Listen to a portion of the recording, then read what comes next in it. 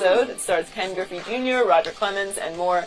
Check it out Sunday on Fox. Canseco looks like he could still hit 30 home runs, maybe. Mm-hmm. He might be making that trip across the border. All he has to do is have a little juice. I mean, orange juice. Orange juice on there. Rob Harger is still with us in his jokes. Rob, you were at Staples last night to watch Lonzo Ball's debut. He made just one shot and finished with 3 points as the Lakers were blown out by the Clippers. Patrick Beverley shut Lonzo down for most of the night. Afterwards, Beverley was heard screaming as he walked to the locker room, presumably at LaVar Ball. Let's take a listen to Beverley call out LaVar after the game. I just had to set the tone, man. I told him about the game, man, due to, all the riffraff his dad brings, that he's gonna get a lot of people coming at him. He has to be ready for that, and I let him know after the game. But what a better way to start with Mr. 94 feet guard than that. Rob, how much was LaVar to blame for Lonzo's performance? Obviously some, because it was on Beverly's mind. But you know what? Patrick Beverley is now my favorite NBA player. Only from the standpoint, people are too chummy in that league and buddy. Right. This is what you do to a rookie coming in. Yeah. You make him have to earn it. I love what he did. Mm-hmm. It was all fair. You know what I mean? But just make the kid understand. You might have been a star, in college and all the other stuff. Now you're here with us, and now you're going to have to earn your stripes. So I loved it. And Lonzo, to me, looked timid, a little weak. You know what I mean? And I know it's his first game. I know he's 19 years old, and it's going to take some time. And that shot is the ugliest shot in the NBA. I mean, wow. Even the one he knocked down. Just remember, at UCLA, he made 41% of his threes. I get it. I get it. It's a different league now. You're not playing against fodder, where you only have a handful of really good players and everybody else is just there so you can kind of experience the college experience. So this is going to be, and this is probably a good thing for Lonzo, is that Beverly was the first guy in the NBA. So now, game 2 and on, you better be ready, okay? He set the tone for other people. So now Lonzo knows what he has to do to be better, stronger, and be ready to face this night in and night out. Skip, I will say, your pick of the Lakers making the playoffs, I don't know where you got that from, because for a minute, with it. I checked my credential, and I thought it was the Clippers against the Washington Generals. But the Lakers did not look good to me. For me, I agree to somewhat what you said, Rob. I think the thing is, for me, is that LaVar kept writing checks that Lonzo needed to cash. But I also believe that Patrick Beverley, any rookie that was drafted as high as Lonzo Ball was drafted, you want to show him. I was in the NFL, and when a guy came in, a defensive player came in, Skip, he won the Buckus Award, he won the Thorpe Award, or whatever. I needed to see. We wanted to see, why did you win this award? What's all this hype? What's all the acclaim about? So you better be on your best behavior, because we're going to find out real early if you are what they say you are. And if you're not, we're going to have to let you know. And Mark Lorette, my former teammate, he got upset at me because I wrote a lot of checks that they were going to have to cash also. I was going to cash my end because I was right. It was bad. Yeah, you know me. I kept old card on me, Skip. So, Mark, if y'all wasn't ready to play, that's not my fault. Cortez Ken and them, rest his soul, was giving you guys the business. But, hey, it happens. It happens, Skip, So I love how everybody comes in today after one game in an 82-game schedule and says, see, you were wrong. When Lonzo Ball missed the last 4 preseason games with a badly sprained ankle, got no game conditioning at all, but it's okay when LeBron James says, don't do that, Skip. I don't know if I can go because I missed a couple of preseason games. He actually played the second to last one. If he was hurt, he shouldn't have played. Yeah. He shouldn't be out there. He's not hurt. He's just not in game shape, and he's 19 years of age. You could not have picked a worse point guard to go up against because he is the single best point guard defender in basketball. He is a bad man, especially when the chip on his shoulder was never bigger than it was last night, which brings me back to Joy's question.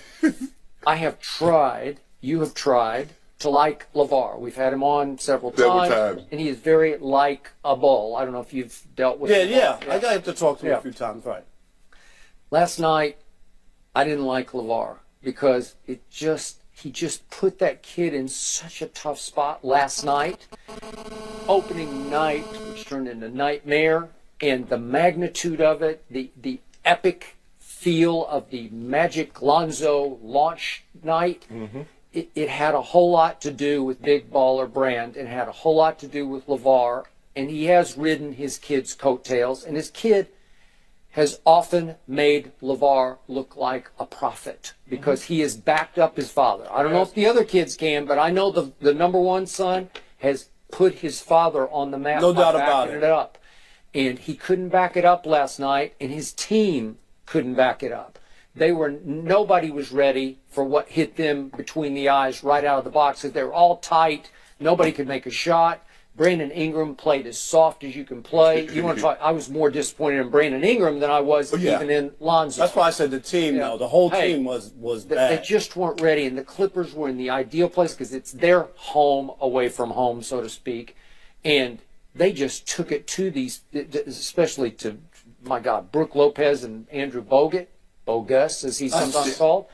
They got destroyed by Blake Griffin and DeAndre, who sometimes get accused of playing soft. Right. All last year, that's all I heard. They're too soft. Especially Blake. Right? But the thing is, Skip, the difference is between LaVar Ball and, say, Tiger Woods' father and Venus and Serena dad. They play individual sports. They do. So if you having a bad, you got to catch on you, right? It's just on you. His teammate, you're talking, but he got teammates. Right. So if he plays bad and his teammates can't back up that talk, what are you doing? Well, what I didn't get is he was saying, LaVar afterwards, well, who's Patrick Beverly? He's the guy who shut your son down in the game. Like, he's making it like, well, who is he? Well, what do you mean, who is he? If he's nobody, that's a really bad sign that your son got shut down by nobody. And you can't use, at some point in time, you can't keep using, well, he doesn't have his own shoe. He's not his own boss. What good is that?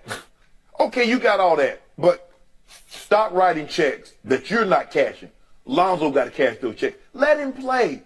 Even if Patrick Beverly is staring at you on the sideline, look the other way. You ain't got to engage him. You got the feeling, too, Patrick Beverly is the only guy who could ruin an 8-year-old birthday party, with ice cream and cake. Yeah, that's just the kind of guy. He does not play. He picking up from 94. Think of how he got here. No, I know. He had to go to Greece and Russia just to get in the NBA. He's the flip side of privileged Lonzo. Yes. And he knows that the third son just got a Lamborghini for his 16th birthday. Yeah.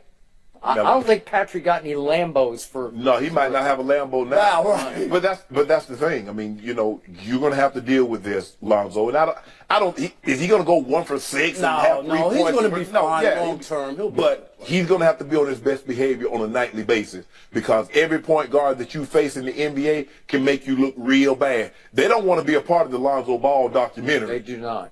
I would agree. And especially because the tone was set, right? So you're the next guy. Do you want to be soft and Lonzo gets off on you? Right. Right? But I'm going to remind you, you can say it's just Summer League, but it was the next step for him.